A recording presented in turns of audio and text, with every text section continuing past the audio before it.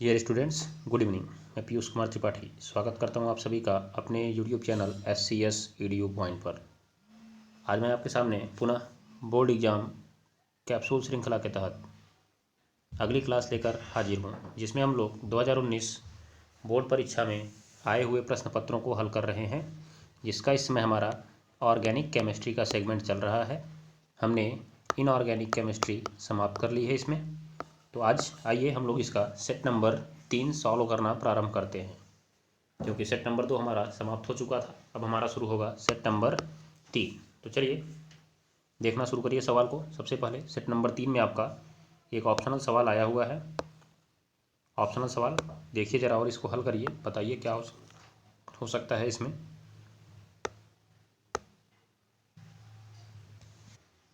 चलिए तो बताइए इस सवाल का आंसर क्या होगा। आपसे पूछ रहा है कि आरएनए में क्षारक कौन सा होता है। आरएनए में क्षारक कौन सा होता है। तो आरएनए का मतलब आप लोग जानते ही होंगे कि ये एक न्यूक्लिक अम्ल है, जिसका फुल फॉर्म है राइबो न्यूक्लिक अम्ल। ठीक है, मैं ये आपको थोड़ा सा इसके बारे में बता देता हूँ कि जो आरएनए है ये न्यूक्लियोटाइडों की बार बार पुनरावृत्ति से बनता है। न्यूक्लियोटाइडों की बार बार पुनरावृत्ति से बनता है, जिसमें न्यूक्लियोटाइड में आपके दो प्रकार के बंध बनते हैं। मैं आपको एक न्यूक्लियोटाइड की संरचना बना के दिखा देता हूँ। न्यूक्लियोटाइड, एक न्यूक्लियोटाइड की संरचना बना के दिखा देता हूँ। इसमें आप देखेंगे यहाँ पे कि ये लिखा हुआ है, इधर एक साइड में आपका फास्फेट और यहाँ पे लिखा है शर्करा और ऊपर लिखा है यहाँ पे नाइट्रोजनी क्षार। अबे जाई तो देखिए आप, ये जो है एक न्यूक्लियोटाइड की संरचना है। इसमें जो शर्करा है आपकी, वो शर्करा आपकी राइबोस शर्करा होती है। कौन सी शर्करा होती है? राइबोस शर्करा। ठीक है, ये जो शर्करा है इसका आपको पांचवा कार्बन, कौन सा कार्बन? पांचवा कार्बन फास्फेट से जुड़ा मिलेगा। इस बंध का नाम होता है फास्फोएस्टर बंध। फास्फोएस्टर बंध। तो अगर आपसे पूछा जाए कि फास्फोएस्टर बंध क्या है, तो जब शर्करा का कार्बन फास्फेट समूह से बंध बनाता है तो इसे हम कहते हैं फास्फोएस्टर बंध। ठीक है, और फिर जो शर्करा का पहला कार्बन है, पहला कार्बन ये नाइट्रोजनी क्षार से बंध बनाता है, जिसका नाम होता है बीटा एन ग्लूकोसाइड बंध। बीटा एन ग्लूकोसाइड बंध। ठीक है, ये बात को ध्यान में रखिएगा। तो इस प्रकार से आपका एक न्यूक्लियोटाइड बनता है। क्या बनता है? न्यूक्लियोटाइड बनता है। फिर ये जो आपका न्यूक्लियोटाइड है ये आपस में जब जुड़ते हैं तब जाके आपका बनता है क्या? डीएनए और आरएनए। ठीक है, ये बात को आप ध्यान में रखिएगा। चलिए, अरे मर गया तू, पूरी नहीं पहुँच खा। तो यही जो क्षार हैं आपके, इसी को आपको देखना है कि डीएनए में कौन सा पाया जाता है और आरएनए में कौन सा पाया जाता है। ठीक है, तो मैं आपकी जानकारी के लिए बता दूं कि जो आपका आरएनए है इसमें आपका जो क्षार है वो पाया जाता है ATGC। उल्टा मैं बोल रहा हूँ, ये देखिए, ये जो क्षार का क्रम है ये डीएनए का होता है। किसका होता है? डीएनए का। याद रखिएगा आप लोग, आरएनए का क्रम पूरा यही रहता है, बस टी की जगह हो जाता है AUGC। ठीक है, ये बात को ध्यान में रखिएगा। ये आपका आरएनए का क्रम होता है, तो आप कोड बना के रख लीजिए ATGC AUGC। ठीक है, AUGC आरएनए, ATGC डीएनए। ठीक है, तो कौन सा सही है आपका? आप देखेंगे कि ऑप्शन नंबर 4 सही है, क्योंकि ए से होता है एडिनिन, यू से यूरेसिल, जी से ग्वानिन, सी टू साइटोसिन, सी से साइटोसिन। ठीक है, तो ए से देखिए एडिनिन, यू से आपका यूरेसिल और जी से आपका ग्वानिन, सी से साइटोसिन। ऑप्शन नंबर 4 सही है। ठीक, ये बात को आप ध्यान में रखिएगा। ठीक है, ये वाला देखिए, ये आपका डीएनए में पाया जाता है, adenine, guanine, cytosine, thymine, ATGC। ठीक है, ये बात को आप ध्यान में रख लीजिएगा। चलिए तो हम चलते हैं अगले सवाल की ओर। अगला सवाल आपकी स्क्रीन पर देखिए, ये आपका दमदार सवाल है। यहाँ से आपको अच्छी चीज़ें सीखने को मिलेंगी। यहाँ पे हम लोग पढ़ेंगे एक SN1 अभिक्रिया और एक SN2 अभिक्रिया। ठीक है, SN का मतलब होता है सब्स्टिट्यूशन न्यूक्लियोफिलिक। सब्स्टिट्यूशन न्यूक्लियोफिलिक, जिसे हम लोग हिंदी में बोलते हैं नाभिक स्नेही प्रतिस्थापन। नाभिक स्नेही प्रतिस्थापन, यहाँ पे देखिए इसको नाभिक रागी भी बोला है, नाभिक रागी भी बोला है। ठीक है, तो रागी और विरागी दो शब्द होता है। ठीक, तो रागी मतलब उससे स्नेह करने वाला है। तो आइए हम लोग शुरुआत करते हैं इस रिएक्शन की। तो पहले मैं आपको बता दूं कि ये जो SN1 और SN2 रिएक्शन है किसका अभिलाक्षणिक गुण है, किसका अभिलाक्षणिक गुण है, हैलो एल्केनों का। तो यह हैलो एल्केनों का अभिलाक्षणिक गुण है। किसका अभिलाक्षणिक गुण है जी, हैलो एल्केनों का अभिलाक्षणिक गुण है। ठीक है, ये बात को आप ध्यान में रख लीजिएगा। तो उसके बाद मैं आपको बता दूं कि ये जो टाइप है इसका, एक है SN1 और एक है SN2। ठीक, तो SN1 कौन देता है, ये आपके देते हैं तृतीयक हैलो एल्केन। कौन देते हैं, तृतीयक हैलो एल्केन। बाकी जो SN2 है वो आपके प्राथमिक देते हैं और द्वितीयक देते हैं, अर्थात दो अंश। प्राथमिक को एक अंश भी बोलते हैं, तो प्राथमिक और द्वितीयक हैलो एल्केन देते हैं। ठीक है, ये बात को आप ध्यान में रख लीजिएगा। तो जरा देखिए SN1 क्या है, हम लोग इसकी चर्चा शुरू करते हैं। तो मैं पहले एक हैलो एल्केन का रिएक्शन लिख देता हूँ कि हैलो एल्केन की प्रतिस्थापन अभिक्रिया क्या है, फिर उसके बाद इनकी क्रियाविधि की हम लोग चर्चा करते हैं। देखिए हैलो एल्केन की प्रतिस्थापन अभिक्रिया है, एल्किल हैलाइड को जलीय KOH के साथ अभिक्रिया कराते हैं। ठीक है, तो आपका जो X समूह है, X ग्रुप, वो निकल जाता है बाहर और उसकी जगह OH ग्रुप चला आता है। तो बन जाता है आपका एल्कोहल और प्लस KX। ठीक है, तो इसका मतलब पता चला हमको कि SN अभिक्रिया में, अर्थात सब्स्टिट्यूशन न्यूक्लियोफिलिक अभिक्रिया में, एल्किल हैलाइड जलीय KOH से क्रिया करता है और एल्कोहल बनाता है। ठीक है, तो हम लोग इसी को एग्जाम्पल लेके देखेंगे। तो अब आइए आप पहली हेडिंग पे, अब आइए आप पहली हेडिंग पे। तो जो आपकी पहली हेडिंग है वो रहेगी SN1 अभिक्रिया। ठीक है, तो SN1 अभिक्रिया की अगर हम लोग बात करते हैं तो आप बताएंगे कि SN1 अभिक्रिया क्या है। आइए तो लिखेंगे हम लोग, ऐसी नाभिक स्नेही प्रतिस्थापन अभिक्रियाएं, ऐसी नाभिक स्नेही प्रतिस्थापन अभिक्रियाएं, ठीक है, जिनमें वेग निर्धारक पद की, वेग निर्धारक पद की कोटि, कोटि क्या होती है, एक होती है। वेग निर्धारक पद की कोटि एक होती है। क्या कहलाता है, SN1 कहलाता है। क्या कहलाता है जी, SN1 कहलाता है। ठीक है, इस बात को आप ध्यान में रख लीजिएगा। तो मैंने बता दिया कि SN1 देता कौन है। तो SN1 आपके 3 अंश एल्किल हैलाइड देते हैं, 3 अंश एल्किल हैलाइड। देखिएगा मात्रा गलत हो गई, उसको आप ध्यान मत दीजिएगा। 3 अंश एल्किल हैलाइड देते हैं। तो पहले हम लोग इस अभिक्रिया को लिखते हैं 3 अंश एल्किल हैलाइड की। जैसे देखेंगे आप लोग, पहले मैं रिएक्शन लिखता हूँ, फिर मैं इसको हिंदी में बोलता हूँ, देख लीजिएगा उसके बाद आप।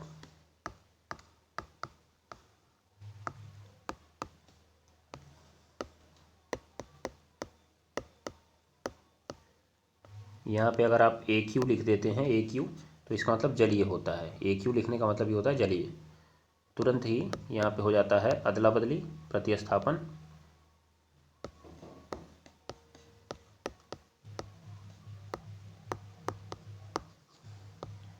देखिए यहाँ पे OH आ जाता है और ये आपका निकल जाता है KX अलग से। ठीक है, तो ये जो आपकी हो गई अभिक्रिया, हुआ क्या इसमें, ये था आपका तृतीयक ब्यूटिल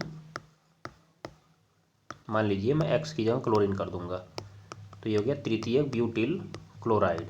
ठीक है, मैं क्लोरीन इसलिए करके बता रहा हूँ आपको कि एक एग्जाम्पल आपके पास होगा, क्योंकि ये रिएक्शन आपसे पूछा गया है। ठीक है, क्या होता है जब तृतीयक ब्यूटिल क्लोराइड की क्रिया जली की OH से कराते हैं, तो जो आपका यौगिक बनता है इसका नाम हो जाता है तृतीयक ब्यूटिल एल्कोहल। तो पहले तो आप इस रिएक्शन को ही तैयार करिएगा। ठीक है, फिर इसकी क्रियाविधि फोकस करेंगे हम लोग। तो तृतीयक ब्यूटिल एल्कोहल जो है ये कैसे बनता है, तृतीयक ब्यूटिल क्लोराइड की जली की OH से क्रिया कराने पर। तो देखिए एल्कोहल बनाने की एक रासायनिक क्रिया भी हो गई यहाँ पे। ठीक है, ये बात को ध्यान में रखिएगा। अब हम पढ़ेंगे इसकी क्रियाविधि।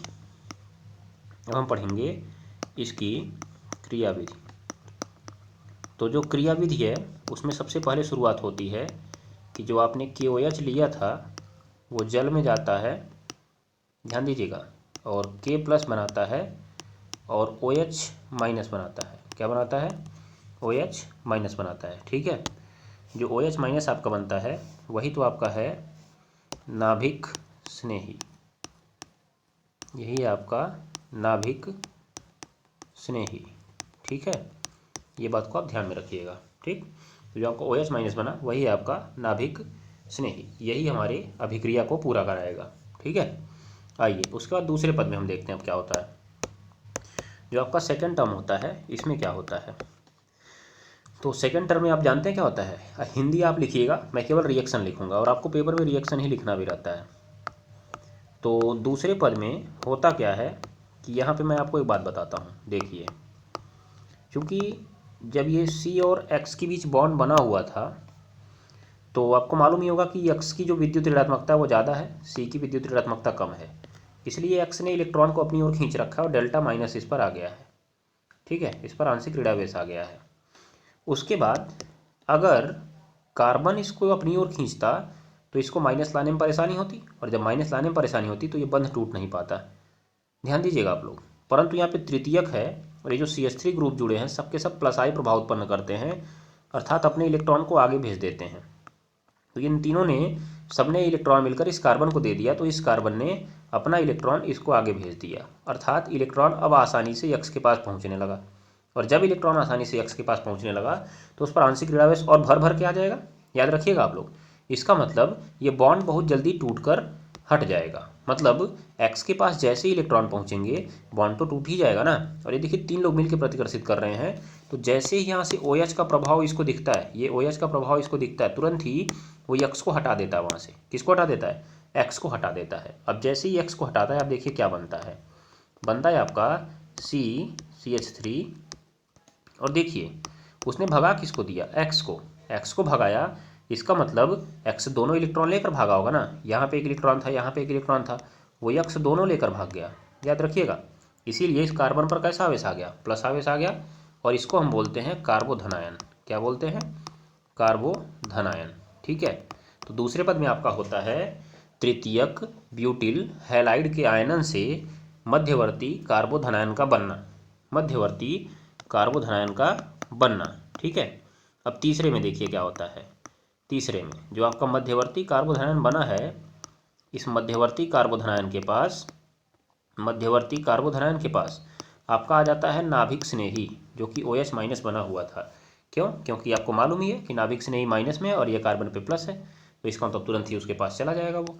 और जैसे ही जाएगा देखिए CH3C, इसके पास कौन जाके जुड़ गया, OH, और इसका धनावेश खत्म, और यहाँ पे हो गया CH3 और ये हो गया आपका CH3, ये हो गया आपका रिएक्शन समाप्त।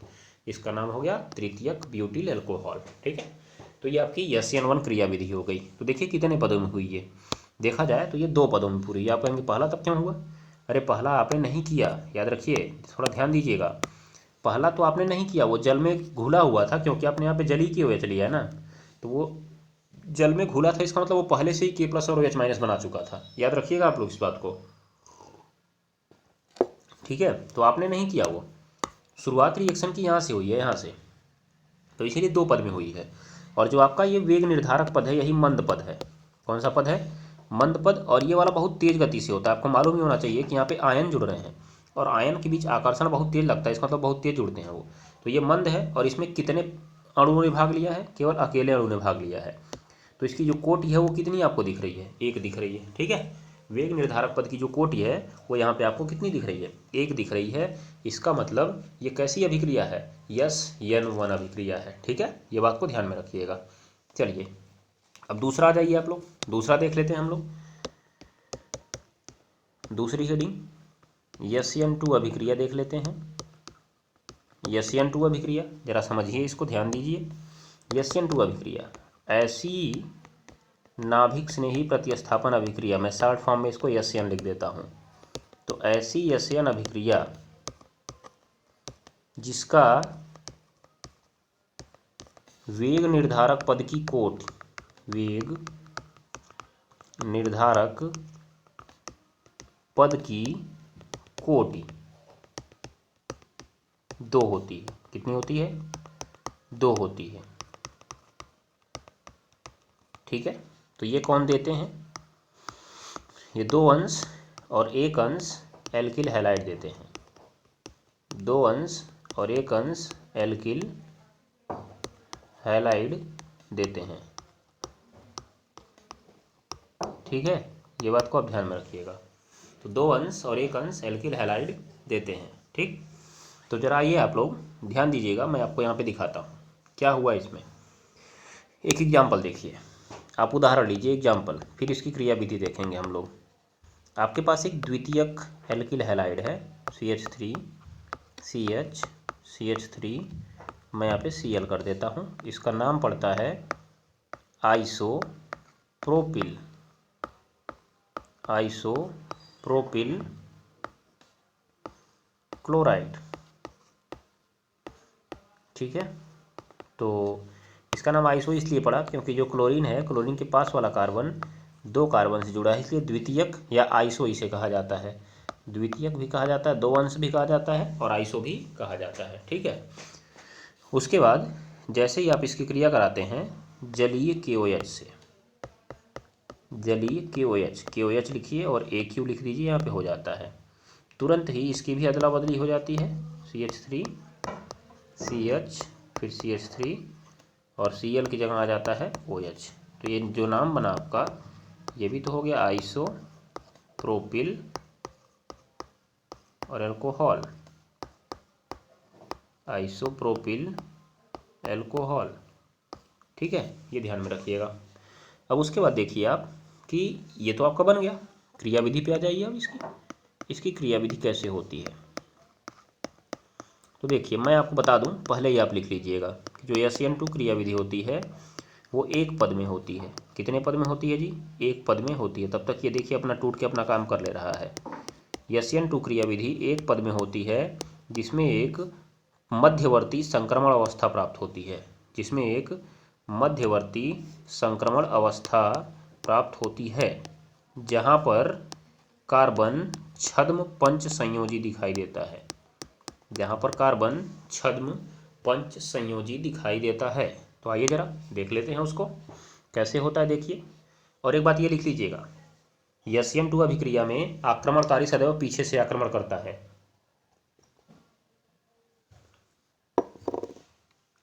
SN2 अभिक्रिया में आक्रमणकारी सदैव पीछे से आक्रमण करता है। क्यों करता है, देखिए मैं आपको कारण बताता हूँ। देखिए यह है आपका CH3, अब चूंकि आ रहा है OH माइनस, कौन आ रहा है, OH माइनस। तो OH माइनस भगाना किसको चाहता है, Cl को ना। तो OH माइनस अगर इसी रास्ते से आएगा तो क्या Cl उसको आने देगा क्या, ये बताइए। अब जैसे मान लीजिए आप कहीं पे जा रहे हैं नौकरी करने के लिए, किसकी नौकरी करना चाहते हैं आप, चपरासी की नौकरी करना चाहते हैं, गेटमैन की नौकरी करना चाहते हैं। तो वहाँ पे गेटमैन पे एक आदमी पहले से ही नौकरी कर रहा है और आप जा रहे हैं, कह रहे हैं भैया मुझे चपरासी की यहाँ नौकरी करनी है और मुझे अंदर जाने दो, मालिक से मिलने दो। क्या वो आपको जाने देगा, क्या नहीं जाने देगा। क्यों, क्योंकि उसको मालूम है कि अगर आपने मालिक को पटा लिया तो उसको निकाल के फेंक दिया जाएगा, याद रखिएगा। लेकिन आप मन बना चुके हैं नौकरी करने का, तो आप पीछे से जाएंगे मालिक के पास, जिससे वो गेटमैन आपको जान ही ना पाए, याद रखिएगा। तो वही कहानी होती है इसमें कि जो आक्रमणकारी है वो आगे से आक्रमण नहीं कर पाता है, कहाँ से जाके आक्रमण करता है, पीछे से आक्रमण करता है। ये बात को आप ध्यान में रखिएगा। चलिए तो अब ध्यान दीजिए कि इसमें जो आपको आक्रमणकारी दिखाना है वो पीछे की दिशा से दिखाना है। तो मैं पीछे की दिशा से दिखाऊंगा और ये OH इसके पास आएगा, कार्बन के पास। जैसे ही OH कार्बन के पास आएगा तुरंत ही देखिए एक रिएक्शन यहाँ पे होगा। क्या होगा देखेंगे ज़रा आप लोग क्या होता है इसमें। CH3 CH नीचे CH3। देखिए अब आगे की प्रक्रिया क्या होती है, जो आपका Cl होता है, ये CH होता है CH, वो Cl से धीरे धीरे दूर होने लगता है। जैसे वही कहानी है कि जब आपका कोई नया मित्र बनने लगता है तो आप पुराने मित्रों से धीरे धीरे दूर होने लगते हैं, ठीक है, ये ध्यान में रखिएगा। तो वो Cl से देखिए धीरे धीरे दूर होने लगा। देखिए यहाँ पे अब आपको बंध धीरे धीरे देखिए कमज़ोर होने लगा, इसलिए मैंने डॉटेड लाइन से दिखा दिया। और जबकि OH से वो धीरे धीरे जुड़ने लगा, वो आकर्षण धीरे धीरे किसकी ओर बढ़ रहा है, OH की ओर बढ़ रहा है। ये बात को ध्यान में रखिए। यही आपकी लाइफ में भी होता है कि जब आपसे कोई नया जुड़ने लगता है तो आप पुराने वाले को भूलने लगते हैं, ठीक है, ये ध्यान में रखिएगा आप लोग। तो यहाँ पे देखिए जैसे जैसे OH जुड़ने लगा वैसे वैसे Cl हटने लगा। तो यहाँ पे आपको कार्बन पंच संयोजी सा दिख रहा होगा। कैसे, आप कहेंगे ये कैसे, तो मैंने कहा देखिए एक बॉन्ड यहाँ दिख रहा होगा, एक यहाँ, एक ऊपर, एक नीचे, 4 हो गया, और एक H के साथ 5 हो गया। लेकिन 5 तो नहीं बना ना, ये आधा आधा मिलकर एक ही तो हुआ है, लेकिन आप उसे आधा बन तो कह नहीं सकते हैं, इसीलिए आपको छद्म पंच संयोजी कहना पड़ता है। और इसको हम बोलते हैं मध्यवर्ती संक्रमण अवस्था। कौन सी अवस्था बोलते हैं जी, मध्यवर्ती संक्रमण अवस्था। जैसे ही ये बनती है अगले ही क्षण तीव्र गति से, ये तो आपका मंद गति से होता है। और कितने लोगों ने भाग लिया अभी मैं दिखा रहा हूँ आपको। जैसे ये होता है तुरंत ही तीव्र गति से ये Cl एकदम बाहर निकाल कर फेंक दिया जाता है। उसके बाद वही बंध जो है आपका पूरी तरह से OH के साथ बनकर नया यौगिक आपके सामने उपस्थित हो जाता है, जिसे आप कहते हैं आइसोप्रोपिल एल्कोहल। ये देखिए आपका यौगिक बन के हो गया तैयार। तो आपको इस रिएक्शन को इस तरह से लिखना है। अब आप देखिए कि ये आपका कैसे हुआ, क्या बोलते हैं, कैसे ये SN2 हुआ। तो देखिए ये मंद अभिक्रिया है, यहाँ पे इसमें 2 लोगों ने भाग लिया, एक आपका इसने भाग लिया और एक आपका टोटल इसने भाग लिया। याद रखिएगा कितने लोगों ने भाग लिया, एक, और टोटल 2 लोगों ने भाग लिया। तो 2 लोगों ने भाग लिया, इसीलिए इस अभिक्रिया का नाम पड़ता है SN2 अभिक्रिया। क्या पड़ता है जी, SN2 अभिक्रिया, ठीक है, याद रखिएगा आप लोग इस बात को। तो आपका आसानी से SN1 और SN2 कंप्लीट हो गया। आशा करता हूँ कि आपको एकदम बढ़िया तरीके से समझ में आया होगा। अगर नहीं समझ में आया तो आप लोग इस क्लास को एक बार फिर से दोबारा देखिएगा, फिर समझने का प्रयास करिएगा। आराम से आप लोग, गारंटी है, इसको समझ जाएंगे, ठीक है। और ये देख लीजिए आपसे कितने नंबर में पूछा है, 4 नंबर में पूछा है, याद रखिएगा। चलिए अब जरा आगे बढ़िए, अगले सवाल पे चलते हैं। अगला सवाल देख लिया जाए। आपसे बोल रहा है कि भैया फिनाल की अम्लीय प्रकृति को स्पष्ट करिए और फिनॉक्साइड आयन के अस्थायित्व का कारण भी बताइए, ठीक है। तो फिनॉल की अम्लीय प्रकृति को आपको स्पष्ट करना है। तो मैं आपको बता देता हूँ कि जो फिनॉल है वो एक दुर्बल मोनोबेसिक अम्ल है। जो फिनॉल है एक दुर्बल मोनोबेसिक अम्ल है, ठीक है। क्यों, जो कि जैसे ही जल में जाता है तुरंत ही आयनित कैसे होता है। देखिए फिनॉल का तो पहले सूत्र आपको जानना पड़ेगा। और जैसे ये जल में जाता है ये बनाता है C6H5O के ऊपर माइनस, और फिर बनाता है H के ऊपर प्लस। इसका मतलब ये अम्ल है। तो कितना H प्लस इसने दिया, 1 तो दिया, इसका मतलब ये मोनोबेसिक है। मोनोबेसिक का मतलब जानते हैं, मोनोक्षारकीय भी बोलते हैं इसको, मोनोक्षारकीय भी बोलते हैं। मोनोक्षारकीय क्यों बोला गया, क्योंकि इसकी जो क्षारकता है वो 1 है। क्षारकता जो है 1 है। क्षारकता का मतलब है कि कोई अम्ल कितना H प्लस आयन दे रहा है, वही उसकी क्षारकता कहलाती है। अर्थात यह कितने एकात्मक क्षारों को, अर्थात एक अम्लीय क्षारों को उदासीन कर सकता है, वही उसकी क्षारकता कहलाती है, ठीक है। ये बात को ध्यान में रखिएगा। तो आप क्या कहेंगे कि फिनॉल एक दुर्बल मोनोक्षारकीय अम्ल है, जो नीले लिटमस को लाल कर देता है, हो जाएगा। ये बात को ध्यान में रखिएगा। चलिए तो उसके बाद आप क्या लिखेंगे, चूंकि फिनॉल का ऑक्सीजन परमाणु अपना एकाकी इलेक्ट्रॉन युग्म, कौन सा इलेक्ट्रॉन युग्म जी, अपना एकाकी इलेक्ट्रॉन युग्म बेंजीन नाभिक के साथ, पूरा मैं नहीं लिख रहा हूँ, बेंजीन नाभिक के साथ किस में दे देता है, अनुनाद में दे देता है जी। किस में दे देता है, अनुनाद में दे देता है, ठीक है, याद रखिएगा। बेंजीन नाभिक के साथ अनुनाद में दे देता है, जिससे ऑक्सीजन पर आंशिक धनावेश आ जाता है, आंशिक धनावेश आ जाता है, जो हाइड्रोजन को भी धनावेशित कर देता है और फिनॉल को अम्लीय गुण प्रदान करता है, जो हाइड्रोजन को भी धनावेशित कर देता है और फिनॉल को क्या प्रदान करता है, अम्लीय गुण प्रदान करता है। ठीक है ना, ये बात को आप दिमाग में भर लीजिएगा। तो ये हो गया आपका फिनॉल का अम्लीय गुण। अब इसकी अगर संरचना बना के व्याख्या करनी है तो मैं आपको बताऊं कि हम लोगों ने इसको पीछे पढ़ लिया है, मैंने आपको पीछे इसको पढ़ा भी दिया था कि कैसे ये आपने देखा था फिनॉल की इलेक्ट्रॉन से नहीं प्रतिस्थापन अभिक्रिया में, तो ये ऐसा कुछ हुआ था। टोटल आपको स्ट्रक्चर पीछे की क्लास से देखना है और अंततः क्या हुआ था ये लास्ट वाला मैं बनाता हूँ यहाँ पे। देखिए अंततः ऐसे हुआ था और यहाँ पे आपका O था, यहाँ पे आपका सिंगल बॉन्ड H था, यहाँ पर आपका आंशिक ऋणावेश आया था, पैरा पर आंशिक ऋणावेश आया था और यहाँ पर आंशिक ऋणावेश आया था। आपको पूरा स्ट्रक्चर देखना है तो जाइए पीछे आप देखिए जहाँ पे मैंने फिनॉल की इलेक्ट्रॉन से नहीं अभिक्रियाओं में क्रिया विधि को समझाया है। ठीक है, और वहाँ पे मैंने इसका 3 एग्जाम्पल भी लिखा हुआ था। ठीक, चलिए उसके बाद देखिए ऑक्सीजन पर आ जाता है आंशिक प्लस। ये ऑक्सीजन पर आने वाला जो आंशिक प्लस है वो इस हाइड्रोजन को भी आंशिक धनावेशित कर देता है और आपको मालूम ही है कि जैसे ही हाइड्रोजन पर आंशिक धनावेश आया ये इसे अम्लीय गुण प्रदान कर देगा, ये इसे अम्लीय गुण प्रदान कर देगा। ठीक है, तो आपसे इसमें सवाल पूछ रहा है कि आप इसी स्ट्रक्चर को आप बना सकते हैं। आपसे सवाल पूछा है फिनॉक्साइड आयन का अस्थायित्व का कारण समझाइए।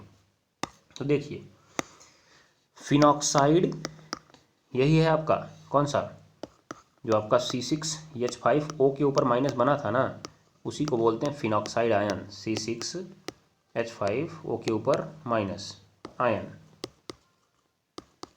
हो गया के अस्थायित्व का कारण, के अस्थायित्व का कारण हो गया ऑक्सीजन के अपने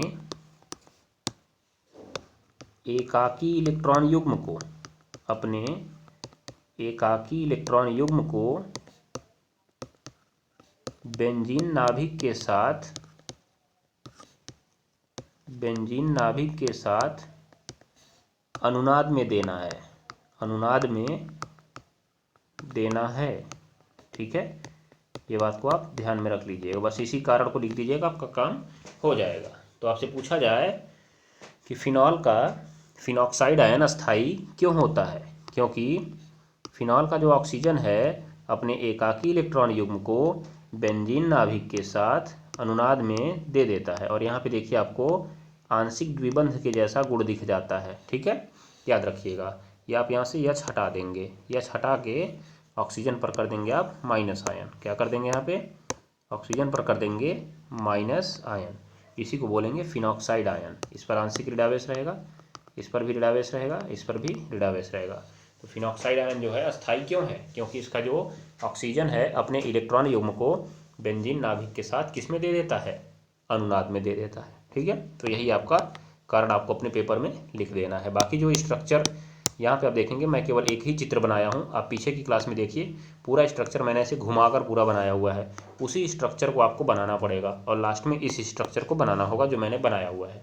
ठीक है, तो यही आपको बनाएंगे तो आप यहाँ पे बोलेंगे कि H प्लस आया जिससे उसको अम्लीय गुण मिल गया। ठीक, याद रखिएगा। चलिए लास्ट पॉइंट देख लेते हैं, इसका क्या लिखा हुआ है, कैसे प्राप्त करेंगे फिनॉल से पिक्रिक अम्ल और फिनॉल से बेंजोक्विनोन। ठीक है, तो जब आपको फिनॉल से पिक्रिक अम्ल प्राप्त करना है तो मैंने आपको रिएक्शन पीछे बता रखा है इसका, वैसे एक बार मैं फिर से छोटा सा ये बता देता हूँ। फिनॉल से पिक्रिक अम्ल, तो फिनॉल से अगर आपको पिक्रिक अम्ल बनाना है तो आपको पहले लेना पड़ेगा फिनॉल और इस फिनॉल को सांद्र HNO3 के साथ गर्म करना होगा। किसकी उपस्थिति में, सांद्र H2SO4 की उपस्थिति में। इसे नाइट्रीकरण मिश्रण भी कहते हैं, आप लोग इस बात को ध्यान में रख लीजिएगा। नाइट्रीकरण मिश्रण भी कहते हैं। ठीक है, ध्यान दीजिएगा। तो जैसे ही आप क्रिया कराते हैं आपको मालूम ही होगा कि जो फिनॉल है वो आर्थो पैरा और आर्थोदैसिक होता है। फिनॉल जो है आर्थो पैरा और आर्थोदैसिक होता है। इसका मतलब इसके आर्थो और पैरा स्थितियों पर NO2 जुड़ जाएगा।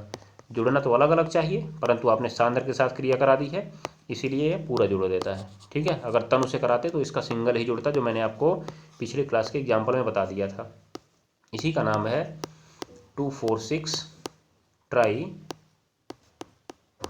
नाइट्रो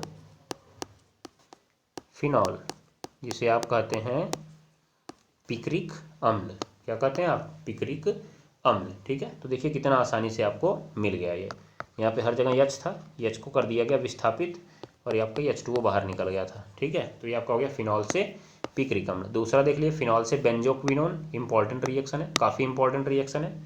फिनॉल से आपको बेंजोक्विनोन बनाना है, तो ये सीधा रिएक्शन आपको याद करना है, क्योंकि ये अगले अलग पैटर्न पे बनता है। इसमें आप कोई रूल, कोई नियम, कोई कानून नहीं लगा सकते हैं। बस सीधा सीधा है कि फिनॉल को वायु की ऑक्सीजन के साथ ऑक्सीकृत कर दिया जाता है। फिनॉल को वायु की ऑक्सीजन के साथ ऑक्सीकृत कर दिया जाता है। ठीक है, याद रखिएगा। तो क्या होता है कि यहाँ पे इसके बॉन्ड टूट जाते हैं, और ये बॉन्ड कैसे बनते हैं ज़रा आप इस बात को देखिएगा। ये वाला और ये वाला केवल बचा रहता है, और बाकी के बॉन्ड ऊपर ऑक्सीजन के साथ बन जाते हैं, और इस पर भी यहाँ पे बन जाते हैं आपके ऑक्सीजन के साथ। ठीक है, यही आपका है बेंजोक्विनोन। यही आपका है बेंजोक्विनोन। ठीक है, ये बात को आप ध्यान में रख लीजिएगा। सॉरी, ल लिख रहा हूँ मैं, बेंजोक्विनोन। तो देखिए सिंपल रिएक्शन है, वायु की ऑक्सीजन के साथ इसका ऑक्सीकृत कर दिया जाता है, अर्थात क्रिया करा देते हैं, तो बन जाता है आपका बेंजोक्विनोन। ठीक है, तो आज के लिए बस इतना ही। अब हम लोग मिलेंगे कल की क्लास में एक नई अभिक्रिया के साथ, जिसमें हम लोग पढ़ेंगे E1 व E2 अर्थात निर्जलन की क्रिया विधि। तो कल की क्लास आपके लिए और इम्पॉर्टेंट होने वाली है, और इस तरह से हमारे लगभग सारे मैकेनिज्म समाप्त हो रहे हैं। पिछली क्लासेज में आप देखेंगे तो आपको नाभिक स्नेहयोग अभिक्रिया देखने को मिल जाएगी, इलेक्ट्रॉन स्नेही प्रतिस्थापन अभिक्रिया देखने को मिल जाएगी। अब कल आपको मिल जाएगी कौन सी अभिक्रिया? विलोपन अभिक्रिया, निर्जलीकरण की अभिक्रिया मिल जाएगी आपको। और आज मैंने आपको SN1 और SN2 दिखा दिया है। तो इस तरह से आपके सारे मैकेनिज्म पूरे हो जाते हैं। अब केवल और केवल आपको रिएक्शन और पैटर्न और कारण समझने बाकी हैं। ठीक है, तो चलिए अब मिलते हैं हम लोग कल की क्लास में। तब तक के लिए टाटा, बाय बाय, नमस्कार, गुड बाय। ये आज के लिए आपका होमवर्क है, जो आप वास्तव में जानते ही होंगे, और मैं आपको इसीलिए लेके आया हूँ कि आप इसकी महत्ता समझ जाइए कि सीधा सीधा ये 5 नंबर में आएगा। जैव अणु में आपके 3 सेगमेंट ज़्यादा इंपॉर्टेंट हैं। एक आपका कार्बोहाइड्रेट, दूसरा आपका प्रोटीन, और तीसरा आपका न्यूक्लिक एसिड। न्यूक्लिक एसिड, इन तीनों में से एक सवाल आपको यहाँ 5 नंबर में मिल जाएगा, ध्यान दीजिएगा। और आपको इसमें अगर अथवा में अलग से भी आया तो बहुत ज़्यादा से ज़्यादा विटामिन आ सकता है, लेकिन आप इन तीनों को अगर पढ़ के जाते हैं तो गारंटी है आपको 5 नंबर मिलने से कोई नहीं रोक सकता है। ठीक है, याद रखिएगा। और इन 2 को भी पढ़ लीजिए तो भी आपका काम हो जाएगा, कार्बोहाइड्रेट्स और प्रोटीन को। लेकिन न्यूक्लिक अम्ल आपके लिए अलग तरीके से भी इंपॉर्टेंट हो जाता है, इसलिए पढ़ना होगा आपको इसको। देखिए क्या पूछा, न्यूक्लिक अम्ल क्या है? न्यूक्लिक अम्लों का रासायनिक संगठन बताइए। आज के मैंने पहले ही सवाल में आपको बताया इसका रासायनिक संगठन न्यूक्लियोटाइड से बनता है, जिसमें फास्फेट, शर्करा और नाइट्रोजन क्षार जुड़ते हैं। ठीक है, उसको विस्तार से आपको हल करना है, ध्यान दीजिएगा। कभी अलग की क्लास में मैं उसको लेकर आऊँगा, ठीक है, अन्यथा आप लोग उसको पढ़ सकते हैं। चलिए अब मिलते हैं हम लोग कल की क्लास में, तब तक के लिए टाटा, बाय बाय, नमस्कार।